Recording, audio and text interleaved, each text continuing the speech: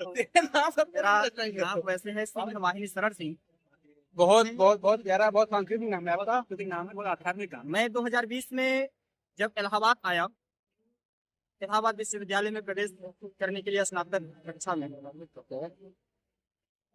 तो उस समय इलाहाबाद ने इस एक नए बच्चे को जो अपने अपनापन का एहसास कराया था, आज मैं 4 साल बाद, 5 साल बाद, 4-5 साल बाद में जब दिल्ली से पुनः आज इलाहाबाद आया था, तो फिर भी मुझे उसी अपनापन का एहसास मिला।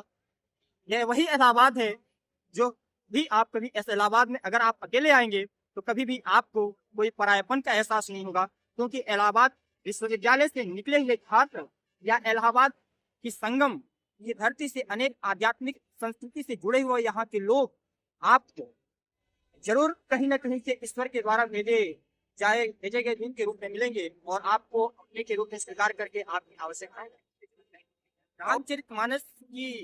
रामचरितमानस में अपनी चौपाई के माध्यम से हमारे पूज्य कुलाधिपति बाबा गोस्वामी तुलसीदास जी ने प्रयागराज की महिमा का वर्णन करते हुए लिखा है कि को कहीं सकहीं प्रयाग प्रभाऊं, कलुष पुंज कुंजर मृगराऊं, अस तीरथ पति देखी सुहावा, सुख सागर रघुपति सुख पावा। इस प्रयागराज की महत्ता का वर्णन अगर शब्दों में मैं करना चाहूँ तो बहुत समय है, लग जाएगा उसके लिए, और भाई के पास सीमित समय है। ये प्रयागराज न सिर्फ सांस्कृतिक आध्यात्मिक की नगरी है, बल्कि उत्तर प्रदेश को एक आर्थिक प्रगति के रूप में भी दिशा देता है और वैश्विक पहचान के रूप में स्थापित करता है। पिछले वर्ष स्थापित हुए महाकुंभ की में देश और दुनिया ने इस प्रयागराज की अद्भुत का जो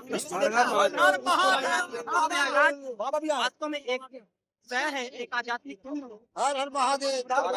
और यहाँ पर हमारे आत्मा लोग आए हुए हैं। बाबा कहाँ से हैं आप? देहरादून से। अच्छा, गंगोत्री से हैं आप लोग? अच्छा, अभी कितना टाइम हो गया आपको यहाँ? आज भी आया हूँ मैं। अच्छा, मुझे बढ़िया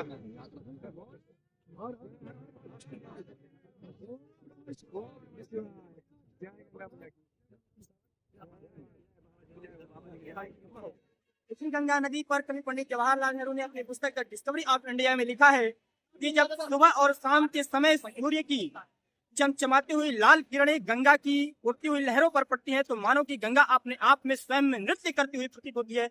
आप आइए सुबह कभी गंगा के इस दृश्य का अवलोकन करिए, तब आपको लगेगा कि इस गंगा के मनोरम दृश्य क्या होता है। बहुत सारे मैं आपके अपनी बात। तो दोस्तों, मैं इलाहाबाद का होते हुए भी मुझे इतनी नॉलेज नहीं थी जितनी नॉलेज भाई लोगों को है, ये बाहर जाए हैं। तो दोस्तों, इनसे मिलकर बहुत ही अच्छा लगा और मुझे बहुत चीजें सीखने को मिली, बहुत चीजें, नई नई चीजें जानने को मिली। जैसे कि भाई साहब ने बताया, इधर भैया ने बताया कि यहाँ कैसे शिवलिंग का कब से है, कितने पुराने सालों से है, कितने सालों से। तो दोस्तों, ये सब सारी चीजें जब तक हम घर से बाहर नहीं निकलेंगे तब तक हम कुछ भी पता नहीं कर पाएंगे, कुछ भी नॉलेज हमें नहीं मिलेगी। तो हमें घर से निकलना पड़ेगा और ऐसे भाइयों से मिलना पड़ेगा।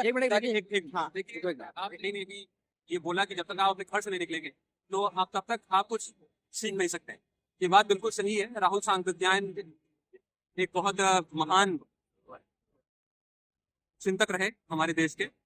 वो जब भारत की यात्रा के बाद जब रूस की यात्रा करने गए तो उन्होंने एक लाइन बोली थी कि अगर आपको एक झोपड़ी में रहना है तो आप केवल झोपड़ी तक सीमित हैं, लेकिन अगर आपको दुनिया को घूमना है तो आपको अपनी झोपड़ी से बाहर निकलना। बहुत सही बात भाई ने बोला है, बहुत सही बात बोला है कि ये शहर आपको ये सिखाता है कि यहाँ पे आपको हिंदू, मुस्लिम, सिख, ईसाई, गंगा यमुना, साहित्य जगत, राजनीति जगत, यहाँ पे नेता भी मिलेंगे। यहाँ पे आपको सड़क के किनारे भी आप किसी भी इंसान से बात करेंगे तो आपको ऐसे ज्ञान की बात बताएगा कि आप एक बार सोच के आपको ये लगेगा कि आप कहाँ आ गए। ये चीज आपके कुछ भी और भाई थैंक यू वेरी मच। आप यहाँ पर आए, हम लोग मौका दिया था शानदार। हम लोग कुछ नहीं चाहते, जनता से जनता से चाहते हैं वायरल करो, गंगा नदी को वायरल करो, संस्कृति को हमारे फैलाओ, प्रचार करो, प्रसार करो, ठीक है भाई।